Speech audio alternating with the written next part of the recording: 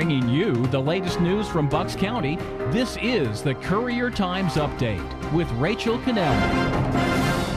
This Courier Times Update is brought to you by St. Mary Medical Center in Langhorne, PA. It's your health, expect more. Good afternoon, everyone. I'm Rachel Cannelli reporting from the Courier Times newsroom, and here's what you need to know about what's going on in our community Friday, August 2nd. Looks like you won't need a photo ID to vote in November. The state has agreed to a preliminary injunction that postpones the law's enforcement until after the November general election. The ACLU has argued the law would disenfranchise hundreds of thousands of registered voters who lack proper IDs or the avenues to get them. A judge is expected to rule on the preliminary injunction by August 19th. Reporter Natasha Lindstrom has more details on this story at buckscountycouriertimes.com. Montgomery County solicitors are expected to file a response today to a state lawsuit seeking to bar giving marriage licenses to same-sex couples. Register of Wills Bruce Haynes has issued 49 marriage licenses to same-sex couples during the past 2 weeks. 12 of those couples have been married. Pennsylvania does not recognize same-sex marriages, so there are no joint benefits for those couples. A same-sex couple could sue Haynes and allow the court to decide whether the state law is constitutional. I think what has happened is, by virtue of not taking my advice last week, Mr. Haynes has proliferated the problem so that it is so many more people affected to get us to the same spot we should have been had he done it the other way and gotten us into court by refusing to issue the licenses and stating his personal position that he thought he should be allowed to, but the law didn't allow him to do that. You can read reporter Margaret Gibbons' story and get the latest as the story progresses on our website.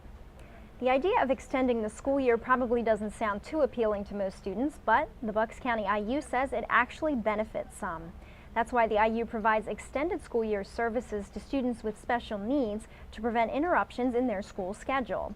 We take a look at their program in a weekend story, but our very own Alex Finney gives us a sneak peek. These students, along with over 1,000 others, are part of Bucks County's extended school year program, and it's for kids with disabilities.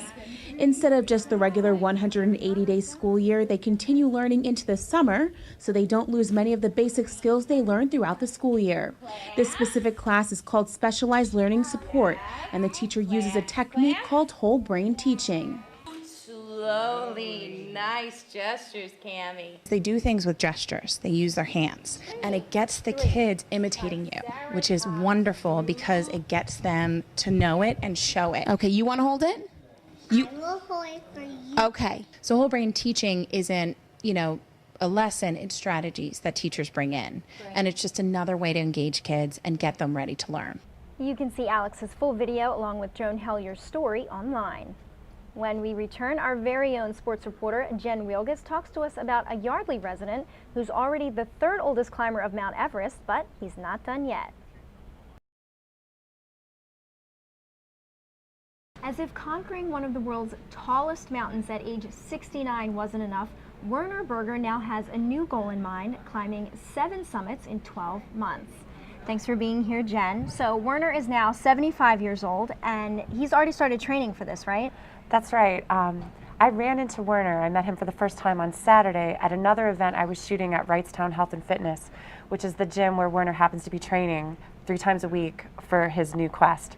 When he first made it to the top of Everest in 2007 at the age of 69, completing the 7 summits, his goal was, well, maybe someday I can be the oldest, because at the time he was the 3rd oldest ever to get to the top. And he's like, well, maybe someday I can be the oldest. Well, this past May, an 80-year-old Japanese man actually climbed Mount Everest. So, because he's 75, Werner would have to wait 6 years until his 81st birthday to try again. And he said, well, I can't really tell the future. I don't know what things are going to be like when I'm 81, so let me come up with something that's a little bit more, or it's equally challenging, but something I can do sooner. So I went into the interview not having any idea, and I don't know if anyone else really knows what it takes to climb a mountain like Mount Everest. I mean, you don't just show up and get to the top. His group took 50 days to get to the top. Wow. They lost 5 days due to weather, where they just had to set up camp and stay there.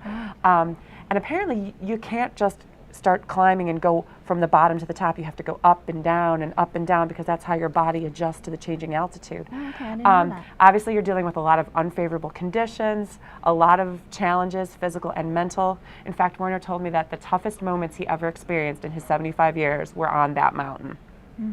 So, I mean, the guy is just a really great role model, obviously, for physical fitness at any age. But as you might imagine, he also gained a lot of insight about life in his climbing adventures, which started really way back in the 90s, because that's how long it took for him to gain the education and the training to be up there on mountains. So I tried to impart a little bit of his wisdom in my video today, and hopefully I was able to get a little bit of his message across, because he really is an interesting guy. All right, well, let's take a look at your video and hear some of those words of wisdom from Werner. We can do so much more with our bodies than we ever give them credit for. So my next goal was to become the oldest person to do it. However, I got upstaged by a phenomenal climber, a Japanese by the name of Miura, who actually climbed it this year, 2013, at the age of 80. Berger's current quest is to climb the 7 highest mountains in the world, all within a 12-month span, beginning next May and ending in May 2015, when he is 77 years old. To prepare, he's working out 3 times a week with the trainers at Wrightstown Health and Fitness. If that guy can do it, I can do it as well. There's just some things that I need to learn, and then there's some things I need to do. Everybody has a struggle, and whatever that struggle is could be their Everest. If you have a fitness idea that you'd like to see Jen spotlight, you can email her at jwielgus@phillyburbs.com.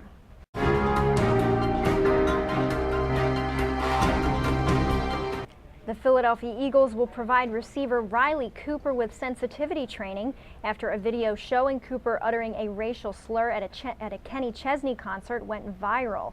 Cooper, meanwhile, has been attempting to smooth things over himself with his fellow teammates, apologizing to them as a group.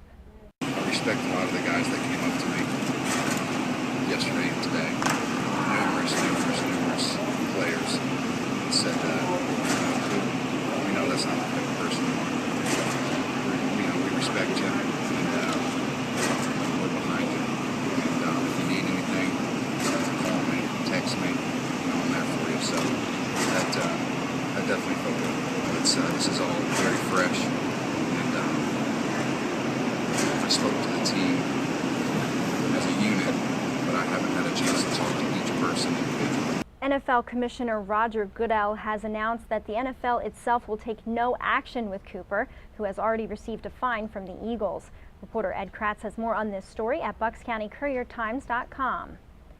New York Yankee Alex Rodriguez will start a second minor league injury rehabilitation assignment tonight when he takes the field for the AA Trenton Thunder. Rodriguez is hoping to return to New York before any suspension is passed down by Major League Baseball, making tonight potentially the last time he plays professional baseball, pending the league's final decision. The pending suspension looms from Rodriguez's ties to Biogenesis of America, a closed Florida anti-aging clinic accused of distributing banned performance-enhancing drugs. 4 years ago, Rodriguez admitted to using PEDs, but has repeatedly denied using them since. Tickets for tonight's Thunder game are still available, but are expected to go quickly. Here's a look at what's happening this weekend. A Fill the Bus donation event will be held tonight from 6 to 9 p.m. in Doylestown. The bus will be parked at State and Main Streets, so bring your non-perishable food items and other ready-to-eat shelf-stable meals to help families in need. And Congressman Mike Fitzpatrick is holding a town hall meeting at 10 a.m. tomorrow at the Lower Bucks County campus of Bucks County Community College with David Walker, the former U.S. Comptroller General and co-founder of the No Labels Group. You can find updates for all of these stories at buckscountycouriertimes.com or follow me on Twitter for your latest local news. I'm Rachel Kennelly. Thanks for watching. Have a great Friday and a nice weekend.